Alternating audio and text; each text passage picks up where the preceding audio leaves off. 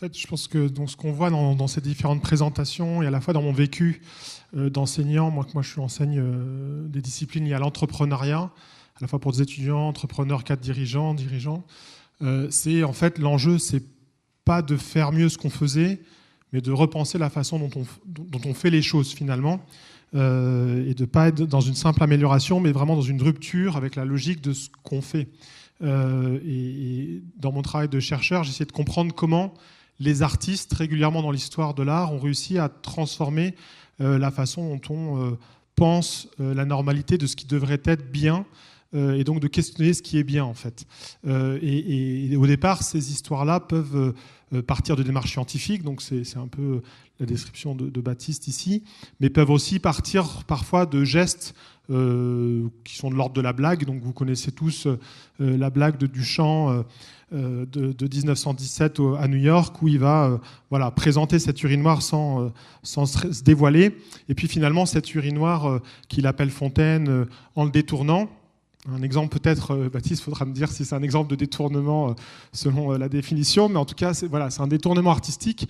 Et ici, on questionne la performance, c'est-à-dire que la performance d'une œuvre d'art à l'époque, c'est quelque chose qui est de l'ordre de l'esthétique, de la technique, et tout d'un coup, on bascule sur autre chose qui est en fait conceptuelle, qui est une question.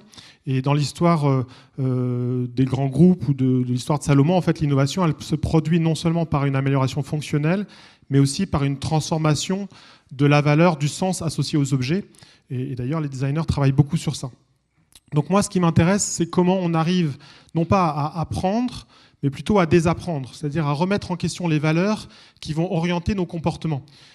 Pour vous donner un exemple simple, et pour être sûr que vous êtes tous réveillés dans cette salle, qui ce matin s'est demandé s'il allait venir tout nu à la conférence?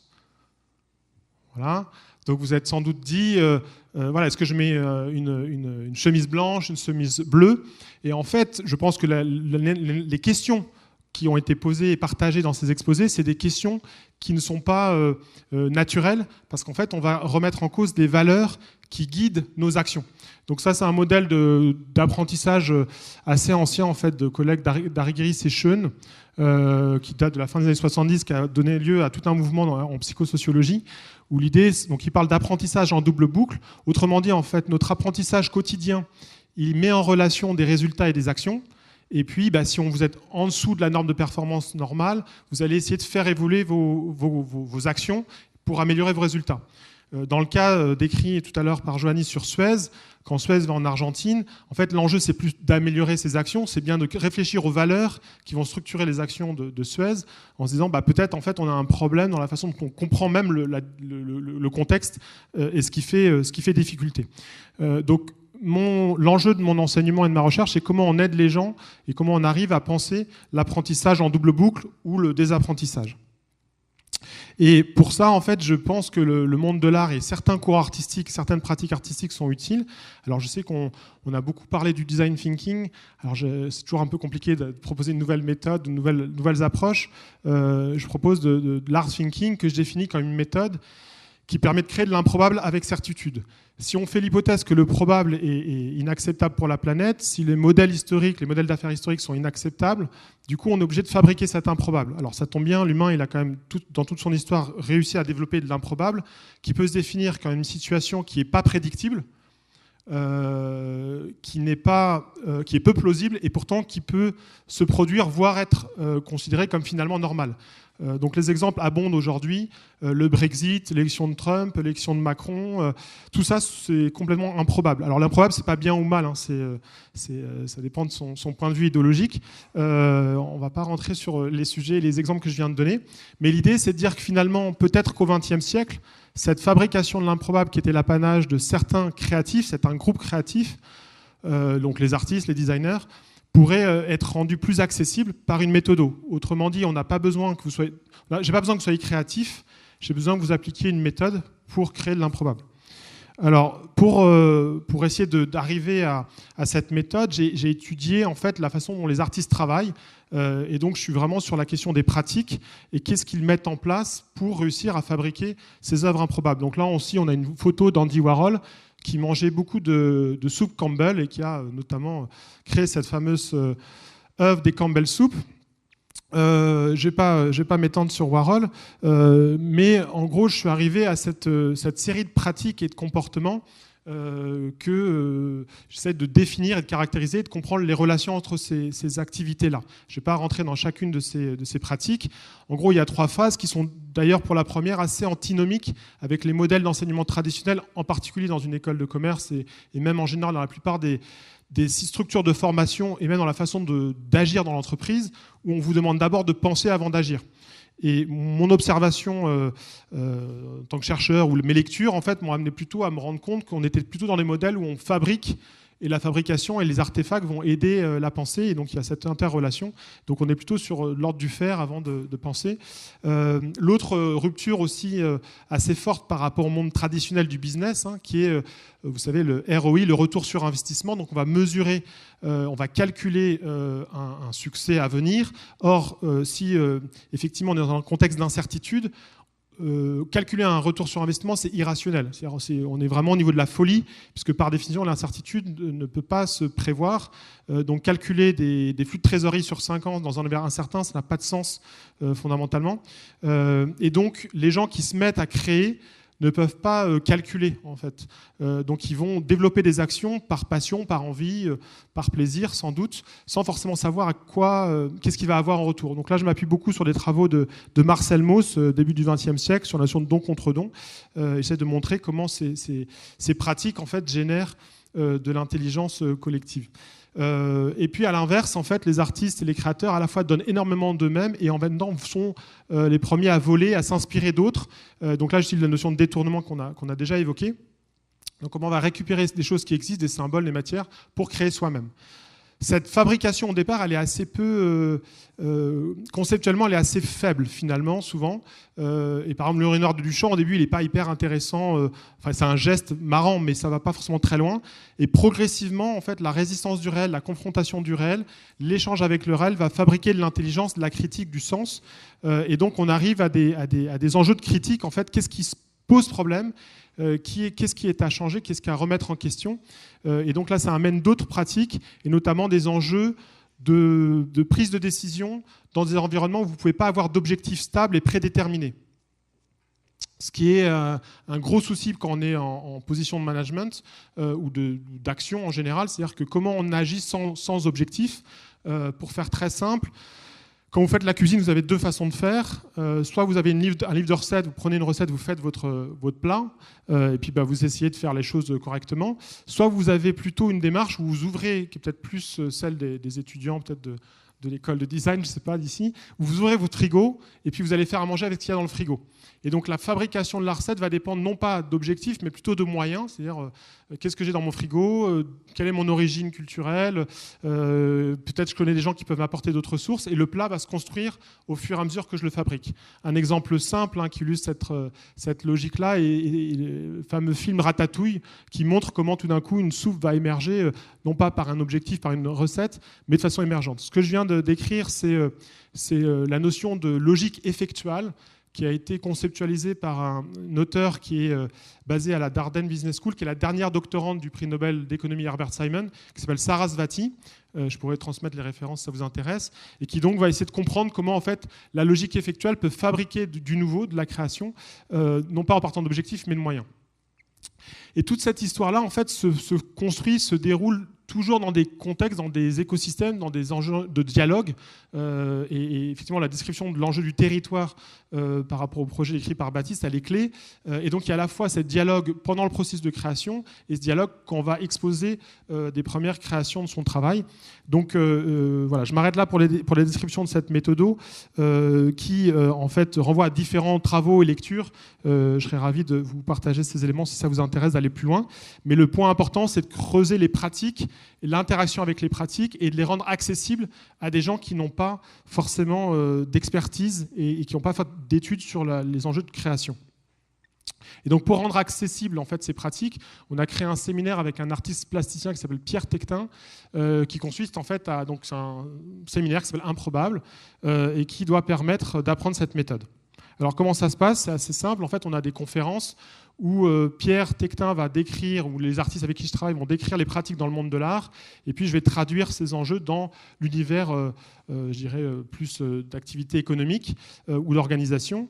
Donc par exemple, on va décrire les pratiques de détournement de Marcel Duchamp, et on va décrire les pratiques de détournement dans le monde entrepreneurial.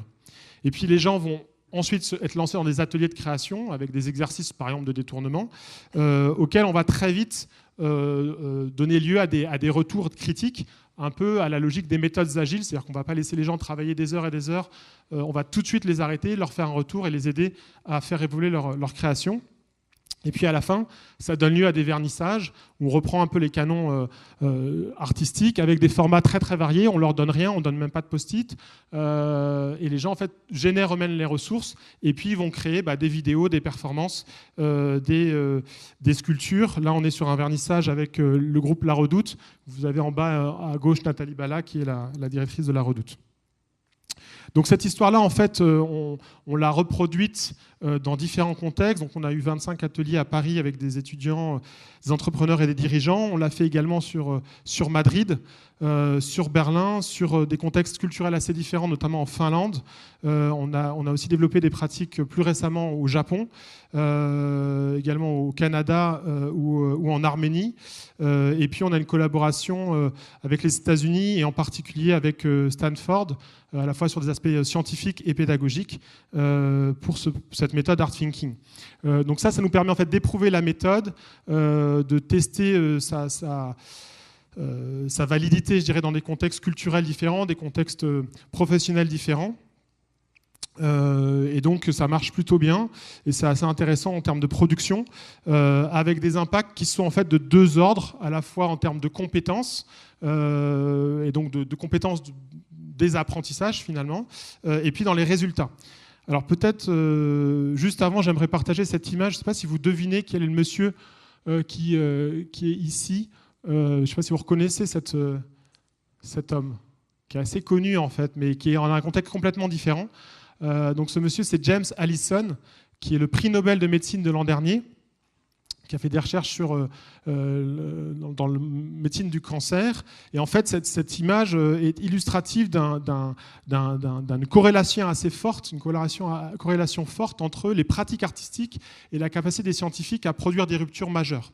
Donc le lien de causalité est peut-être à discuter, mais vous voyez ici, il y a un travail qui a été fait sur la pratique notamment des prix Nobel, qui serait quasiment 3 fois plus élevé dans les pratiques artistiques et artisanales que les chercheurs, on va dire, normaux. Et donc on voit comment l'univers artistique peut favoriser peut-être la remise en question de la normalité, penser la rupture, et notamment la rupture en termes de paradigme.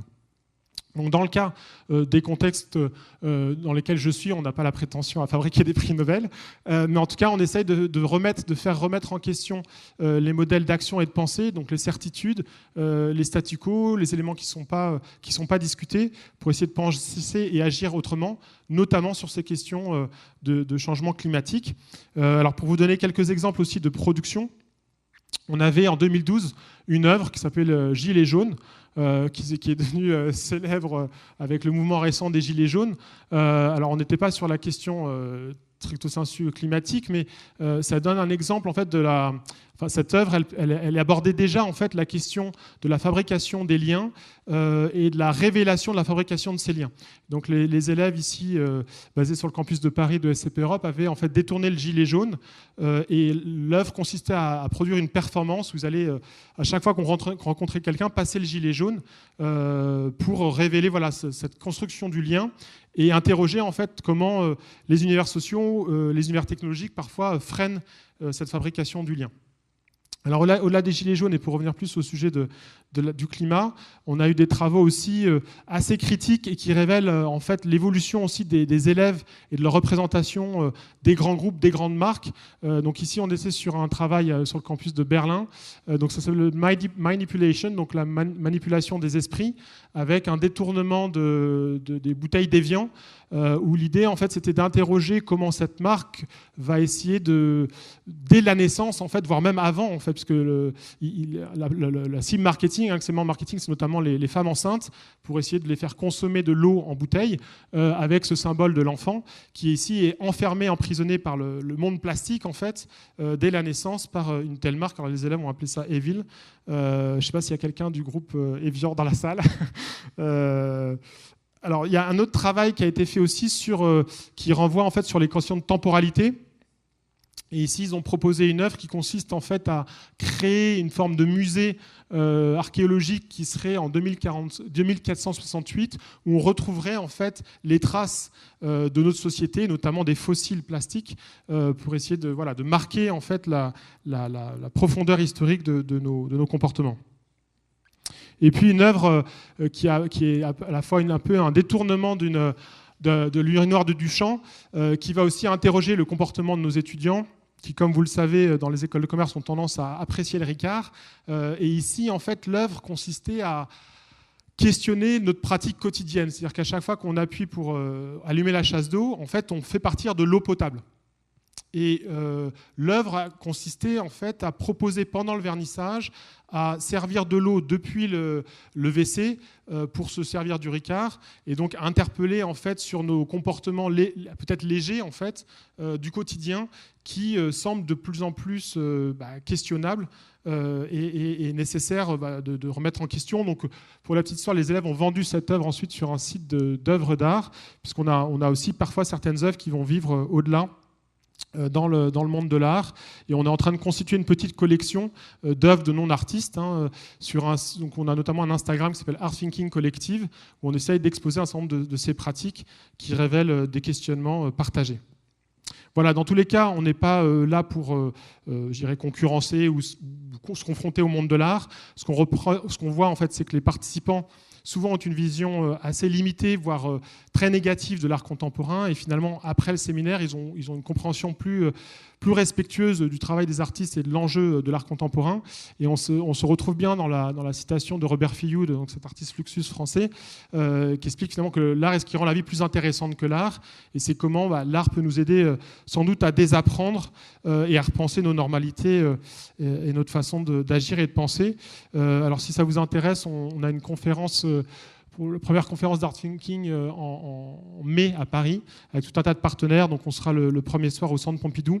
Ensuite, on sera au 104. Et ensuite, on va profiter du Paris Gallery Weekend, qui donne lieu à une visite d'une 40aine de galeries. Donc on aura certaines visites spécifiques pour cette manifestation.